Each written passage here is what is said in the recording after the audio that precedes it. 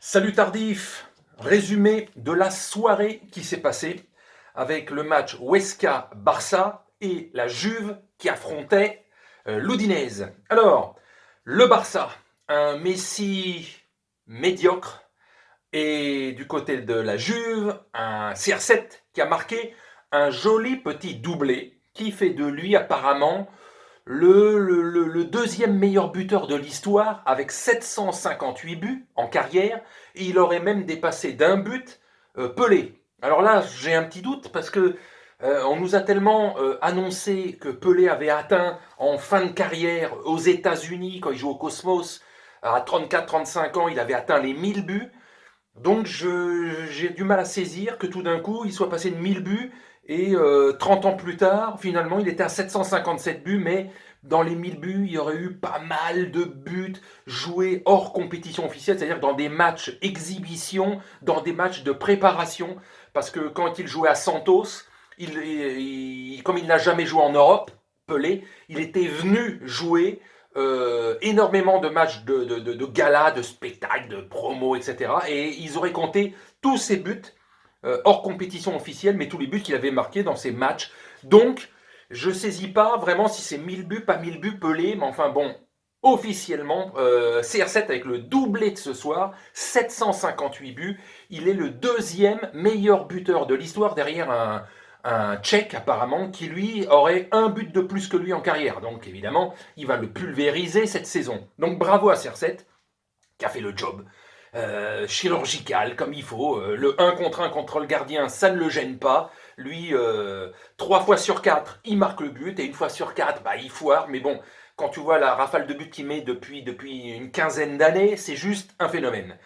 Donc victoire de la Juve qui compte un match en retard, le fameux match face à Naples, qu'il va falloir rejouer parce qu'à un moment donné, Naples avait été donné perdant sur tapis vert, mais comme ils avaient été empêchés par, par les forces de l'ordre, entre guillemets, napolitaines, de quitter Naples au moment où il y avait le confinement, le gros confinement dû au Covid, ils n'avaient pas pu se déplacer à Turin et donc c'était pas vraiment de leur faute et donc ils avaient été déclarés perdants, mais ça a été redécisionné entre guillemets, hein, le terme, et c'est pas le bon, mais vous avez compris. Et donc le match va être rejoué probablement courant février. Donc voilà. Côté Barça, oh c'est plus poussif, oh c'est plus poussif. Comme d'habitude, euh, il n'y a pas grand chose à dire. C'est terrible à voir parce que les pros Barça vont dire oui, mais Mignani, manana, tout ce qu'ils veulent. Mais franchement, depuis 2 saisons, parfois c'est mou du bulbe le Barça. Alors ils affrontaient le dernier du championnat. C'est quand même pas un foudre de guerre en face. Le dernier du championnat. Huesca, comme Alaves, comme... Enfin, il y a 5-6 clubs en Espagne qui sont les équivalents de Brest, de Dijon, de Reims, de Guingamp en France. Dire des petits clubs. Et donc là, ils ont gagné 1-0.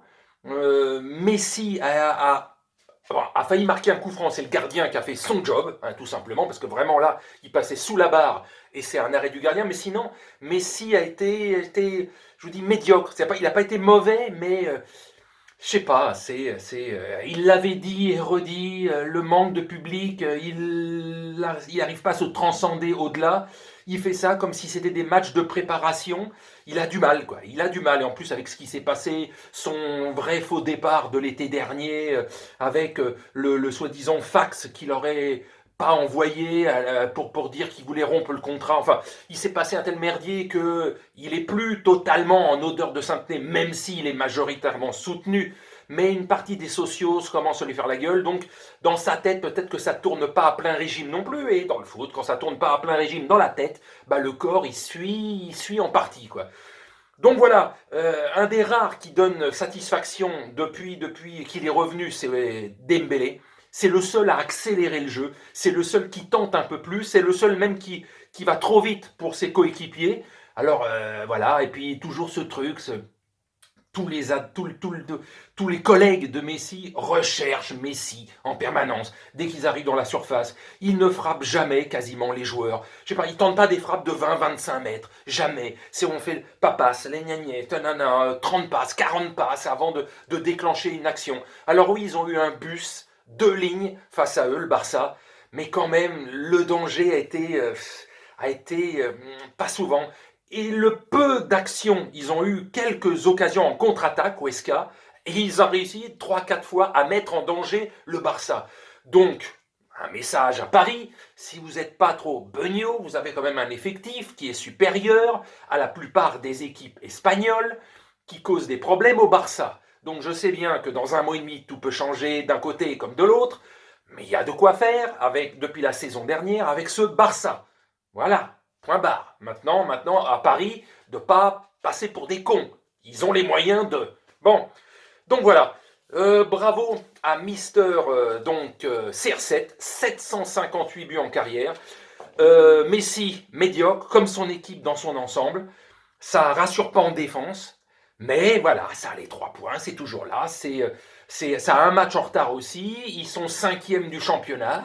Ils sont toujours là malgré tout. Toujours là malgré tout. C'est ça qui est assez impressionnant avec cette équipe. C'est même quand elle est médiocre de chez médiocre depuis 2 saisons, ben, ils sont toujours là. Et peut-être que malgré tout, sauf cataclysme, ils seront dans le Big Four, dans le top 4. Et ils seront en Champions League la saison prochaine. Mais le titre, c'est mort parce que l'Atlético a 10 points d'avance et compte 2 matchs en retard. D'accord? Donc pour le titre, c'est mort pour le Barça. Donc voilà. Allez, sur ce, je vous salue et je vous souhaite une bonne nuit.